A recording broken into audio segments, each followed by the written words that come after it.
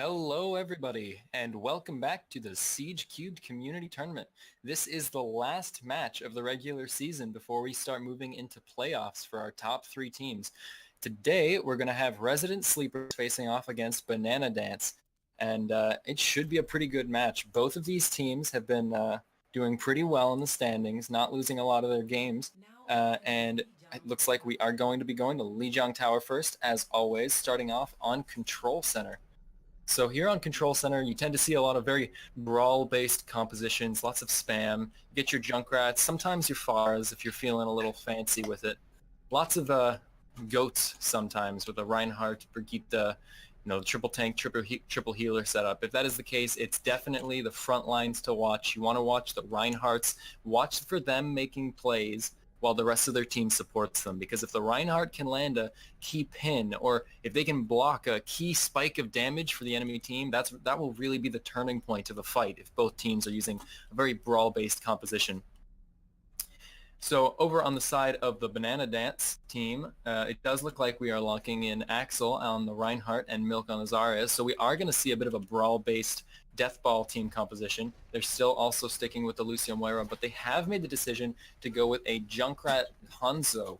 A little bit more well-rounded of a team comp. They have some long-ranged poke. They are expecting something a bit more brawly coming out from the Resident Sleepers, and that is what they're going to be facing off against, as the Resident Sleepers have locked in goats, got the very standard triple tank, triple support set, lots of sustain. They're going to hope to WM1 here. Let's see what happens. Tex is going to loop around onto the point to put some point presence. That does leave the other two tanks of the Resident Sleepers without much defense. The rest of the Banana Dance is going to move onto point to meet them. Killer Kitty's putting a little pressure on the side. Lagging Panda gets picked very early on by Milk. Tex is booped out of position. That is not good for him. Can they get him out alive? It looks like they can. They have a chance to back up here if they want to. That is an incredibly early Dragon out from Cologne. Really, really great play from him. He must be hitting shots. They're still holding onto the point here. Panic gets picked, and the point is going to flip to Banana Dance. Now it looks like the Resident Sleepers are going to have to back off here. We're going to have to take a moment and reassess their situation.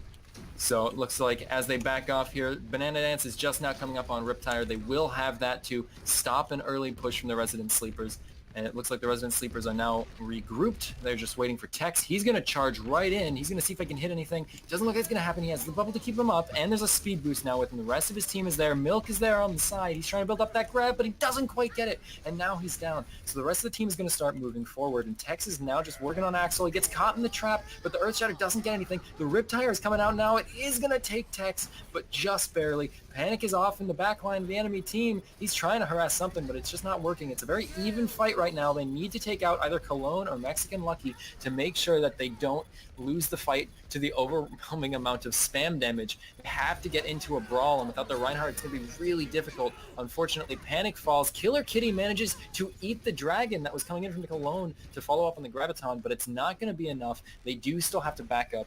Banana Dance now coming up on about halfway through the points progress. They have about 65% now, and Resident Sleepers are going to get another push or two, but they have to be very careful. Killer Kitty's going to get staggered, which is very unfortunate. Banana Dance only really has the sound barrier coming in from Quesadilla on the Lucio as the only ult they have, and the Resident Sleepers have quite a bit more coming into this fight with a Graviton Surge and Self-Destruct coming up soon, and already an Earth Shatter and a Coalescence.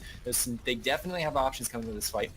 And it looks like Banana Dance knows it. They're trying to back up. They don't want to play too aggressively because they know what they're playing into. They're stalling for the Riptire, and now it's out. Killer Kitty tries to find it, but it doesn't. So now Riptire's going for the back line, and it's going to find two. That's really unfortunate for the Resident Sleepers. The Banana Dance has a massive advantage coming in for this next fight. Tommy doesn't really have the shield bash to take Axel down with the self-destruct at the last minute, and the point is going to go to Banana Dance. Some very nice Overwatch play coming out from both sides. Unfortunately, the ultimates did not really see any usage on the last fight from the Resident Sleepers. It was really hard to initiate the fight the way that Banana Dance just kept backing up all on it, backing up and really pulling that aggro. We're going to go to Gardens here now, and we're much more likely to see DPS along the lines of Pharmacy or Widowmaker, which means we are almost definitely also going to see some Mercy play coming out from one or both teams to facilitate these glass cannon DPS, these long-ranged threats, because when you have a long-ranged threat that can be applying damage from afar and has access to instant kills, the best way to counter that is with an instant kill character of your own.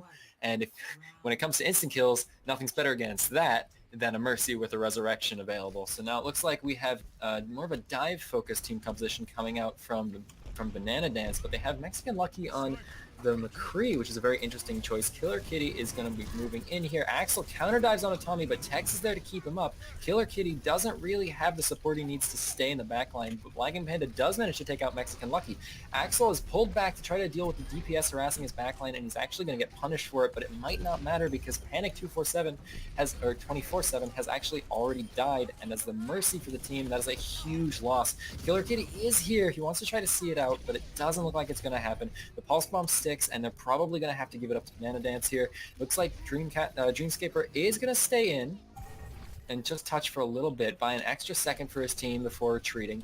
And it looks like the only ultimate really even close to being in play here is Dreamscaper's Pulse Bomb. So he will get a chance to really go in here and make a swing play for his team. He just needs to land it on a nice juicy target, either the McCree or the Zenyatta, someone that will make a really good opening. Mexican Lucky gets down to half. Unfortunately, Panic dies before anything can come of it, which means Panda will also fall. So the Resident Sleepers are going to have to back up again. Tommy is taking some shots at Cologne, but he's also peeking, so he might get really low. He does. He's not dead yet, though. He's got the pocket. He just barely manages to make it out alive just from the little peek. So Resident Sleepers has to be really careful. Dreamscaper's in the back. He knows what he wants to do, but unfortunately Cologne knows too, so he's waiting for him. So nothing's going to come of that. And now with a man up, Banana Dance knows to push. They know they have a good chance of winning this fight with their man up. Unfortunately, Cologne recalls onto his own Pulse Bomb. That actually makes the fight even, and Dreamscaper is going to be back sooner, and with no abilities on the use for Mexican, Mexican Lucky manages to grab 2 with the Deadeye. That's very unlucky for the Resident Sleepers. Dreamscaper manages to take out Mirror Bright, but it doesn't make too big of a difference if Tommy dies here. They need Tommy to be taking shots. If Tommy's not taking shots, they're not going to get a chance to really frag out on the enemy backline. It is lucky that Mirror Bright isn't quite back yet, so the Transcendence wouldn't be in play if Lagging Panda wanted to use the Barrage. Let's see if that's what he does. Looks like he's trying to get into position, but he can't really find it. There it is. The answer is going to come out. Unfortunately, Lagging Panda's going to fall to Cologne. Tommy does manage to take out Mexican Lucky, which is a chunk of damage gone for Banana Dance. It's a relatively even fight now, but not if Panic dies. If Panic is down, then it's not going to be good with the rest of the team. He picks up the health pack. It is only Axel now. The peel is there. It's just a bit of a Tracer duel on point now. The rest of the support is here. The Resident Sleepers should be able to take this fight all the way to the finish line. Should, emphasis on should. There's a lot of back and forth, and there can be a lot of stall on this point of Lijiang Tower. Tommy's in a duel now with Mexican Lucky, but Mexican Lucky doesn't even want to take it. He just wants to take the shots onto the point. He's going to LOS Tommy. Now he's going to peek a little bit. When Tex comes for him, he doesn't really have a choice. The point's going to flip anyways. Dreamscaper's on Mirror Bright, who has used his Transcendence earlier, so he doesn't have any more to get him out alive.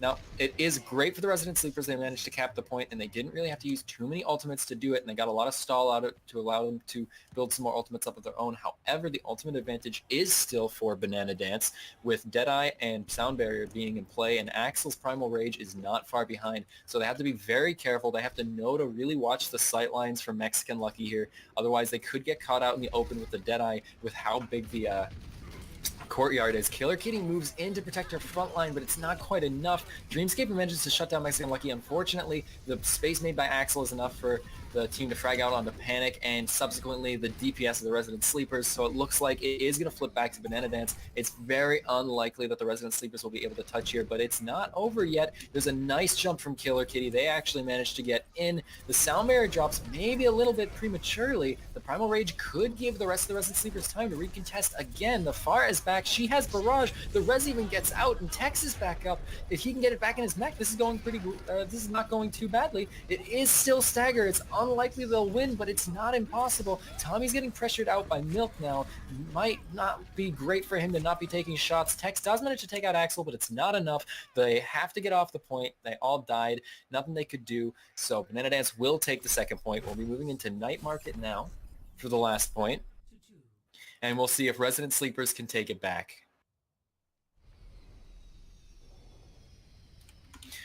So here on Night Market, again, the Widowmakers are very common. I've seen some teams trying to run lots of Hammond here on Night Market to great effect, although I personally can't make heads or tails of it. Fish will tell you. Just ask him how Sparks Hammond. He'll tell you I'm a feeder. And it's true. It's completely true. So it looks like here we have Reinhardt coming in possibly from both teams. We got Reinhardt compositions. and it looks like we're going to have some Widowmaker versus McCree play again. Mexican Lucky's feeling very comfortable on that McCree. He wants to keep doing what he's good at. Tommy's going to go onto the Tracer, actually, to contest it a little bit more easily, see if he can get close to the McCree and take him out that way. So Banana Dance is going to play aggressively here. They want to take the choke point. They don't want to allow the Resident Sleepers to have control of those sight lines. Now they're going to back up a little bit, give them control of the courtyard because they don't think they can hold there for too long. They want to heal up for another second before they move out. They manage to take out Killer Kitty's barrier. That could be an opening if they want to move out. Dreamscaper in the back line, or Tommy in the back line of Banana Dance, and Axel actually manages to get taken out very early. Killer Kitty's barrier is down again, but they still have a man up. Moira gets down to half, but it's not quite enough. The cascade already might be starting for the Resident Sleepers. They just got to keep up their DPS and let them hit shots. It would be really unfortunate if they let the point cap for Banana Dance right now, because it's definitely winnable for the Resident Sleepers as the kills slowly come in. Unfortunately, now there's a big Reinhardt in your back line, and that's not great. That's going to force the Transcendence. It should still go the way of the Resident Sleepers, but maybe just barely. Axel has his Shatter. He could take something out right now. He just has to want to do it. He's just got to watch Killer Kitty's shield. He's going to fall. This is a really interesting, very long stall fight coming in from both teams. Lots and lots of trickle. It eventually is going to work out to be that the Banana Dance team, the team Banana Dance, actually manages to cap the point and forces Resident Sleepers back. That's very unfortunate, but they got very, very close. Resident Sleepers has 5 of their 6 ultimates coming online. Banana Dance only has 2 right now, but 2 more are very close. Both of their DPS ultimates, Cologne and Mexican Lucky's ultimates, are both very, very close to being ready. So going into this fight, we have possibly a lot of ultimates we can expect to see. You're going to have to watch how Axel and Killer Kitty interact with each other going through this choke point. They don't want to accidentally leave an opening for the Shatter to go through, especially because Tex has no barriers left. That is Axel getting grabbed, and KCD is with him. Unfortunately, the Dragon, all on its own, manages to swing that fight, and the rest of the Resident Sleepers got caught out in it. Not too much they could do. They had just used KCD's, or they had just used their abilities, and just wasn't anything left to expend to get out of that AoE attack. They're going to regroup here again, moving forward. They want to try to pressure Axel a little bit, see if they can force him to back up, get through that choke point without too much trouble. What they don't know is Milk is waiting there with a grab, and there is not a Transcendence yet for them to keep it up, so unfortunately it is going to actually result in a team kill. Not entirely, everyone but Tommy, who managed to see it coming, I guess, and back away. They still have ultimates to work with on the side of the Resident Sleepers. They have Transcendence, they have Earthshatter, they have Valk, and now that Milk's grab is out, they know they don't have too much of a reason to be saving that Transcendence once he gets it. He can make a push with it. There's no danger of Milk following up immediately with the Transcendence. They just have to be aware of Axel's Shatter. Unfortunately, Axel is aware of Killer Kitty's, doesn't really manage to get too much. Both Reinhardts really at each other's throats right now, not wanting anything to come of each other, and unfortunately Dreamscape is going to get picked very early on by the Deadeye. Panic is there with the res. That's a massive play that actually gives Resident Sleepers the advantage in this fight. That's a fantastic Dragon from Lagging Panda. That is some amazing individual plays coming out from the Resident Sleepers. Unfortunately, they had to use all of their resources just to cap this point, and with the already existing ultimate advantage for Banana Dance, it might not last. This is absolutely an uphill battle, and even if they win, they have to win 2 more points. It's not impossible. It's very doable, but it is going to be difficult. They have to be really careful how they play this. Everything they say has to be thought through. That Dragon's going to come out. Unfortunately, Cologne is going to pop off immediately and take out 3. Mexican Lucky follows up, takes out Tommy. Cologne shares the game with with him and takes out Panic. Killer Kitty's just trying to live, doesn't want to get too staggered, but unfortunately it's not going to be the case. So it looks like Banana Dance will manage to finish capping the point. And again, it's very unlikely the Resident Sleepers will be able to touch. So that does mean Banana Dance will be taking Lijiang Tower, and Resident Sleepers will be allowed to choose the next map of the game. Unfortunately, the Resident Sleepers were just not very on top of tracking ultimates and knowing ahead of time what needed to be done to win the fight. Every time they moved in, they seemed to have a plan, but they could not really initiate that plan fast enough. And Banana Dance just always had something waiting for them right before Resident Sleepers could really do anything with their resources. You know, if Tex had Grav, Milk also had Grav, and Milk grabbed first. You know, it was that kind of situation over and over again. Not too much to be done about it unless you're really working on tracking those ultimates and working as a team to make sure you get your movements done before the enemy can get theirs done, because you don't want to give a free advantage to the enemy team like that, right? Anyways, we're going to take a moment here and we're going to see where Resident Sleepers decide to go next. Ref will just guide them through that process real fast.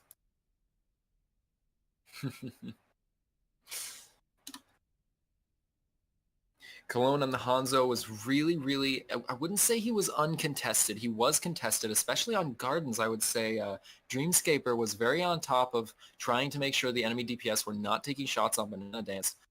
But especially on Night Market, Cologne was taking quite a few shots, not quite uncontested. You know, there was a little pressure on him, but very clearly not enough, as there were multiple fights where he just plain and simple got kills. Something wasn't connecting properly, and the kills came through thanks to some fantastic aim from Cologne. Mexican Lucky has been very consistent for Banana Dance as well. He might not be controlling the kill feed as much, but you can see him hitting shots. You can see that they're getting followed up on by his tank lineup. It's a very strong combination of damage and finishers that they are pulling out on the battlefield right now. Resident Sleepers are just discussing the map right now. We'll have to see where they decide to go in just a moment.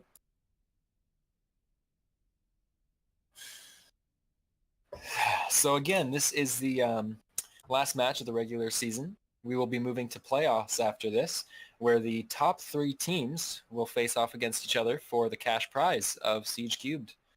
At this moment in time, I do believe the Squiggly Boys have locked in their place on the first seed for the playoffs. The second and third place seeds are still up for grabs, however. So what this means is the second and third place teams will have to face off against each other, and the winner of that match will get to face off against the Squiggly Boys. The winner of that match will take home the cash prize and a lot of respect from everybody else in Siege and in all the communities involved. All right, looks like we will be heading to Eichenwald next. Let me just tell the ref that I am ready. There we go.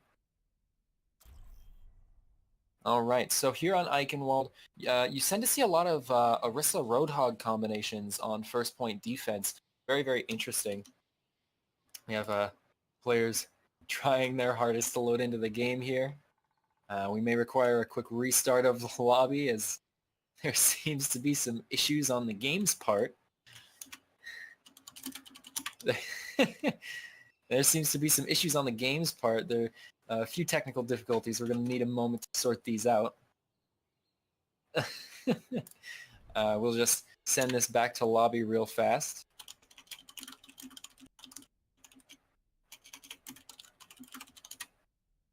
And looks like we're going to be moving to a new lobby here. I apologize about that. I've never seen that happen before. The referee started the game and half the lobby just didn't load in. Like it kicked them from the lobby when the game started. I've never seen that before. That's very interesting.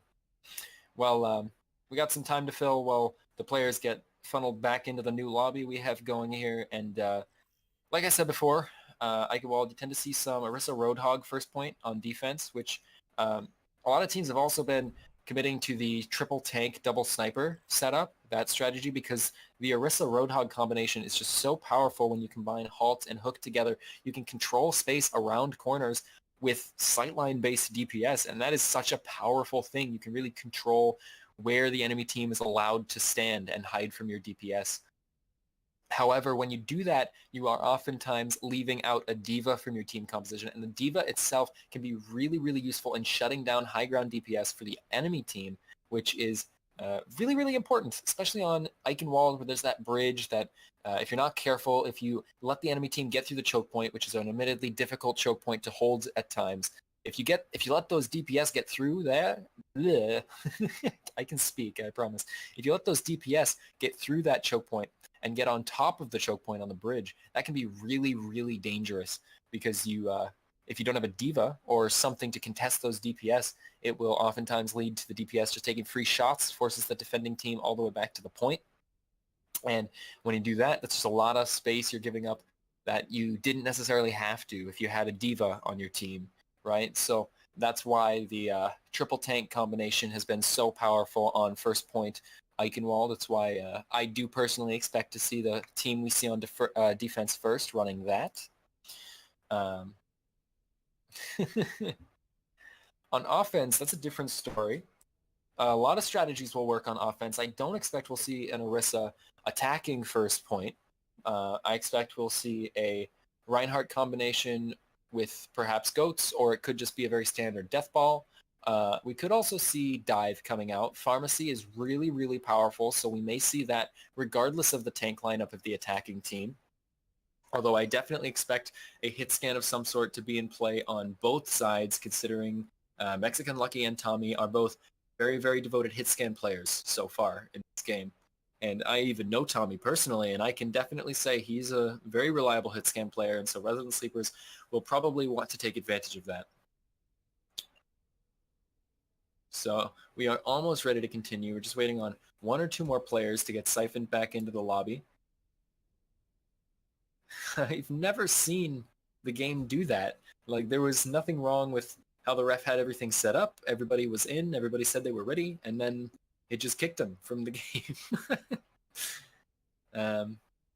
But anyways, when it gets to second point, it can be a lot more dive focused. When you're on defense, if you go for that Orisa Roadhog combination, it can sometimes be really, really hard to decide if you want to keep the Orisa if she has Supercharger, which can be a powerful ultimate. But is it worth risking having the Orisa on second point when you know second point is so high ground dependent? It can be really easy for the attacking team to run circles around your tank lineup if you're running an Orisa on defense second point. Even if you have the Supercharger, it's not always worth it. Reinhardt, you can sort of make a case for. He's a bit more versatile in where he stands, and his shield can face straight up, which can allow the enemy team's high ground advantage to sometimes not be quite as impactful as it might normally be.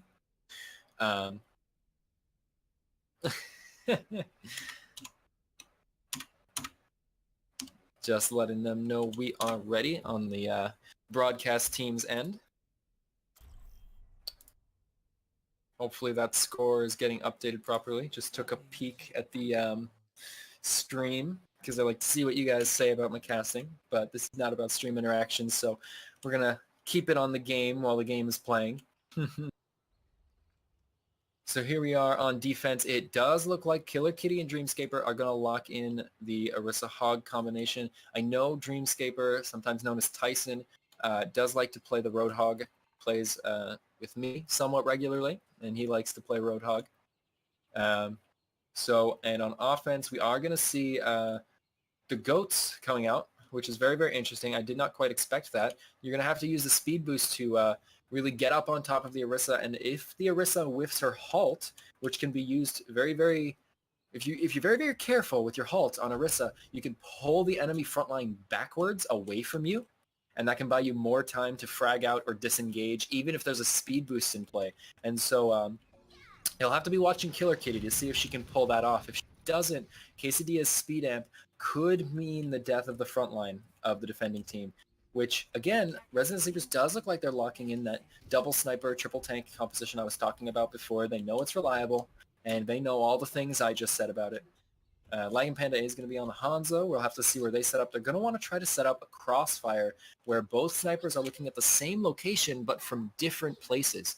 Because what happens then is the team who's standing in that area, they can only block damage effectively from one place. They can only hide from really one direction at a time if you're setting up a crossfire correctly. Tex is going to go for some early micro missiles here, do a little scouting. He knows they have Goats. Now they need to be backing up almost immediately, because if the Goats rushes through and they get Killer Kitty, the hook lands and they get Cologne down to half. There's no follow-up. The Brigitte is there to keep him up. Dreamscaper almost dies, but he's Roadhog. He's got plenty of hit points. Tommy's set up on the high ground. If Milk knows what he's doing, he will get on top of him. Unfortunately, he gets hooked. He has to use his boosters to get out of danger. Tommy manages to take out Mirror Bright with no healer. This should actually not go in favor of Banana Dance. Unfortunately, it looks like it might still result in some point progress, a significant amount. Tommy has to drop on a point because he doesn't want the point progress to get any worse. Hook lands on Cologne, but the spawn advantage the attacking team has, unfortunately, it looks like the Goats is going to pay off. Tommy and Panic are just going to have to try to touch point so that they don't get staggered.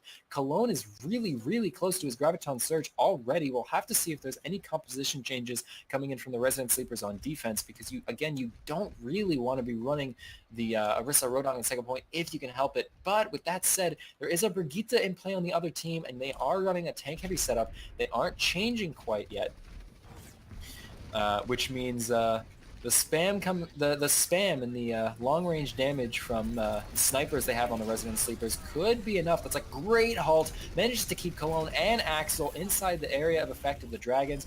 Unfortunately, Dreamscaper doesn't seem to realize there's a shield right behind him. He could have lived, definitely for sure. They still have man advantage moving into this fight as two of the tanks on Banana Dance are not here yet. Axel is just now getting back. Milk is trying to contest Tommy, but Tex is there to try to keep him up. Coalescence comes through to pressure the front line, manages to take out Lagging Panda. Unfortunately, Panic was not there at just the right moment to keep his DPS up. Now it looks like the stun is going to keep him from really getting back all the way. The self-destruct is dropped in, but nothing will come of it. Tex is going to try to get out, but he may get staggered here. Unfortunately, he's going to get DMAC. That is not good. Dreamscaper, I'm trying to say that, and it's more difficult than you might expect.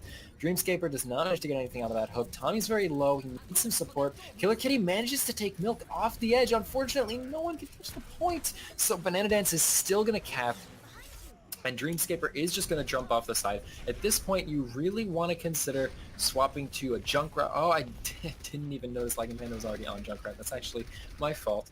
Now at this point, Earth Shatter, Beat Drop, and Rally are all available for Banana Dance on offense, and unfortunately on defense, Resident Sleepers doesn't seem to realize they really need to be waiting back where they definitely can't die somewhere in spawn to really prevent the stagger from happening. They're trying to back up. They don't want to die, but they're not standing somewhere that really facilitates that goal. They're giving a lot of free cart push to go to the team winning goats. Banana Dance. Milk is trying to shut down the Riptire.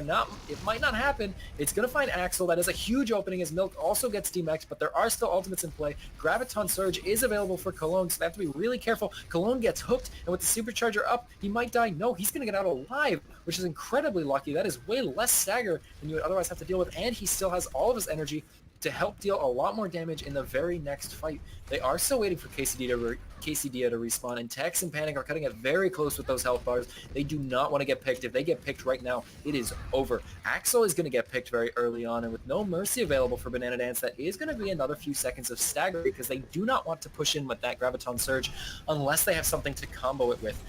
Now, the time having to wait between fights does mean Cologne's energy is dropping just a tiny bit. He's still up around 70 energy, still keeping it going.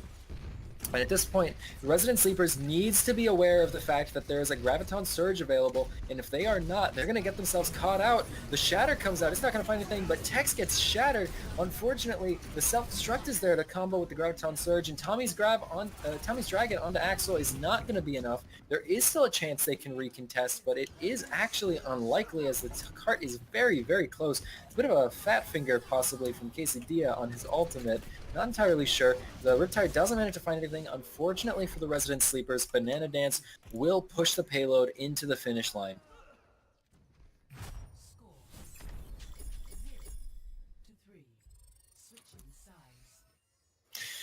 Interesting, interesting.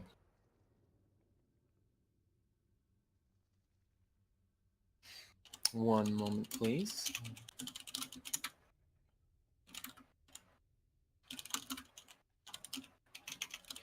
I'm sorry, just a second. There we go.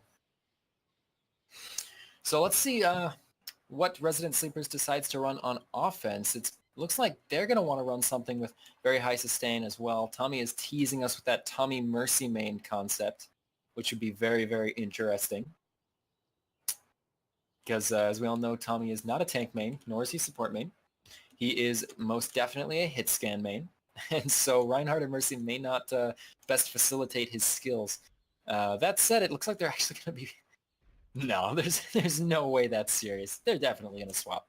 I mean, there's always a chance I could be wrong, but... Looks like on defense from Banana Dance, we're going to have a Rein Zarya Deathball type situation. Lots of mid to long range damage dealing with their Zenyatta, McCree, and Hanzo coming out, so they're going to want to try to hold with the choke. That's what they're going to want to do. I'm almost surprised they didn't take a Junkrat along with the Hanzo, but it does make sense to some extent because they don't want to risk not having a hit scan and then the offending team has a pharmacy, because a pharmacy can be very, very useful on the first point, as I discussed earlier. So we have a very interesting comp coming out from the Resident Sleepers. They are going to try to put a Bastion in the choke point, it looks like. They are not swapping. They are waiting at the door. So it looks like they are actually going to commit to this with Tommy on the Reinhardt. This is really, really interesting.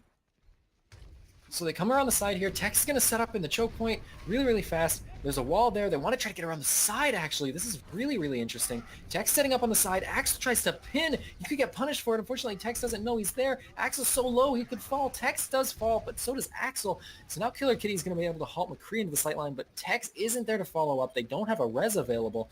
They do have Ana to keep everybody up. With Axel out of the picture, unfortunately, lagging Panda gets picked, which means they do have a numbers disadvantage right now. So Cologne does get slept. It's a huge chunk of damage out of the fight for 5 seconds. That's like a massive anti-heal coming out from Dreamscaper. That absolutely is enough to turn the fight. The Nano Boost is even there to follow up with it.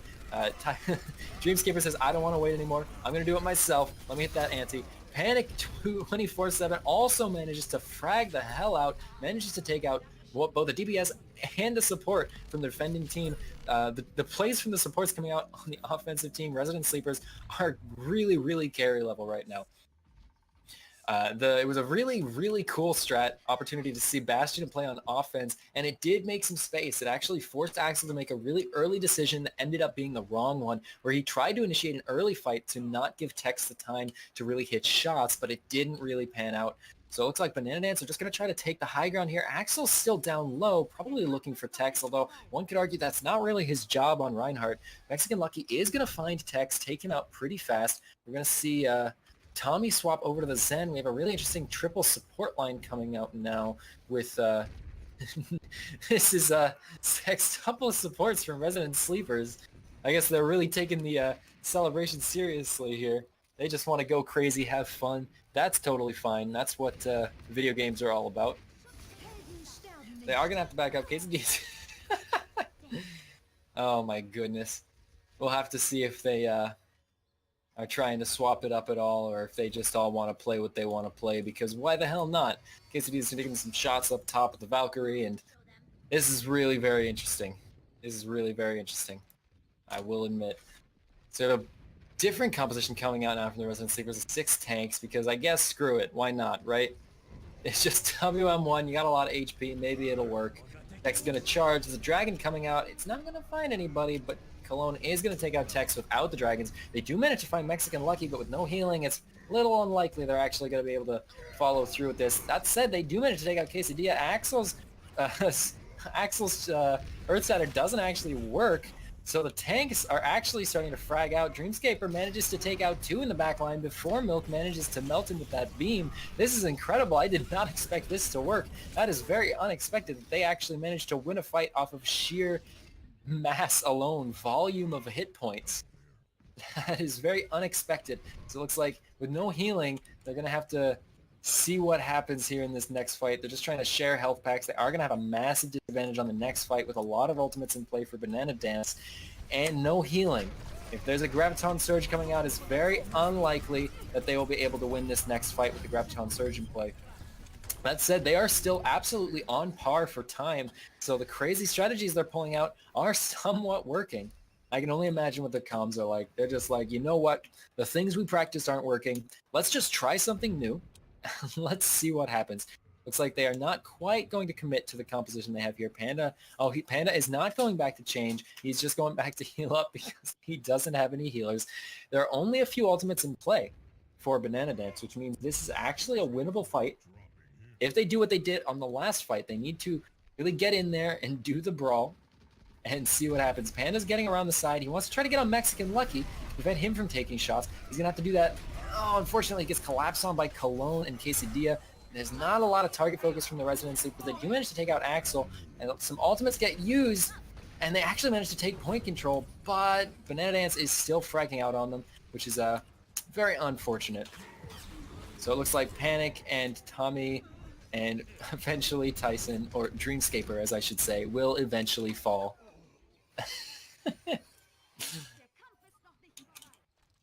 So there we have the res coming out, and now we have a lot more ultimates to play for Banana Dance because a lot of HP was really farmed off of from the Resident Sleepers on that push. So coming into this next push, we do have Panic getting very, very close to his Graviton Surge, and there's a lot of other ultimates at play. They have to watch that Dragon. If they're not careful, they're going to get picked very early on. Panda's going in with the Primal Rage, but he got burned immediately. That Discord Orb really does a number, 30% to be exact. They're going to have to wait for Panda to come back, but they are coming up on Grav Whole Hog, which can be incredibly powerful. They don't have anything to stop the Transcendence, however, so they need to possibly target Zenyatta with a Hammond Dive to make sure that the Transcendence doesn't get pulled out to stop the Graviton Surge. The Shatter's going to go first. That's a massive Shatter. That's going to force out the Transcendence. And unfortunately, because there's so much HP, none of the abilities that Banana Dance are pulling out are quite enough to actually land any kills. Panda swaps to the Tracer. I have a feeling that's just to get back to the fight faster and not for a strategic reason. I think they are just all doing their own thing right now and hoping it works. And you know what? It is. So it's not a meme if it works, in my opinion.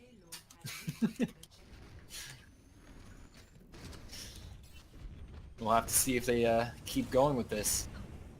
Now, Banana Dance, if they are having somewhat of an issue with the team composition that Resident Sleepers are running, they will have to take a Junkrat or a Pharah most likely. It looks like Resident Sleepers are going to swap over to all DPS now. Interesting call for last point. I don't know if that's quite the right decision. Tommy on the Genji instead of a hit scan, because why not, I guess. Just playing things to see how it works. It's very clear they've decided the best way to go about this is just to do it. Just play the game, have fun, and if you win, you win. Dreamscaper's just going to take some nice pelting shots. He's actually landing a lot of damage. He's going to get that Riptide pretty fast if he can keep hitting shots just like that. The bombs are sort of hanging out in the back line. He's almost standing still. Axel's shield is almost down. Killer Kitty's going really, really deep onto Cologne, but Flashbang's waiting for him. The ultimate fragging power is going to have a really difficult time finding value from all the different angles it wants to be finding value from in this really linear part of the map. They are even right now, and Reaper will get back around the same time as Milk. The Dragons are out, which will separate the team, but no one is necessarily going to die to them. Axel is there. They need to get a DPS behind Axel to start harassing the back line of the residents of Banana Dance, and that would really be what they need right now. Axel's getting very close to his ultimate, and this Riptire could be huge. We'll have to see what it gets. It's only going to get 2. That is enough to equalize the fight. Axel's a little out of position, but the res is there from Milk, and since Milk has Graviton Surge, that does mean this fight is already lost for the residents. Lagging Panda does manage to take out Mexican Lucky up top. I'm not even sure how he managed to get up there. Unfortunately, Quesadilla is here to take on Lagging Panda a little bit and res Mexican Lucky. There are a lot of ultimates in play here, and we'll have to see what happens. Unfortunately, Panic 24/7 is going to end his own life with a Helix Rocket. That's okay, it happens. Cologne did it to himself earlier with the Pulse Bomb. It looks like the fragging power is not quite enough from the Resident Sleepers, so it's not going to end well. The Grav is there. I managed to catch Dreamscaper. All the ultimates coming out from Banana Dance. And, yeah. Oh, that was an interesting game. I will admit that was one of the most interesting games I have ever had to cast. By a long shot. See Cologne's play of the game here. See what he's got. He's going to throw that Dragons out. The Grav is waiting for him. He's going to take out all those many tanks.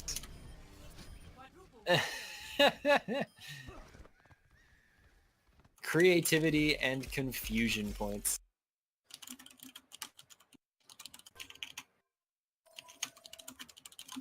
Oh, it looks like we may have a DC from the side of the Resident Sleepers. Yep, she'll be back momentarily, as I've just been told. This is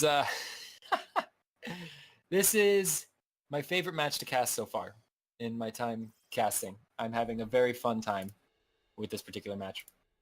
I believe people just left to open some loot boxes in the lobby.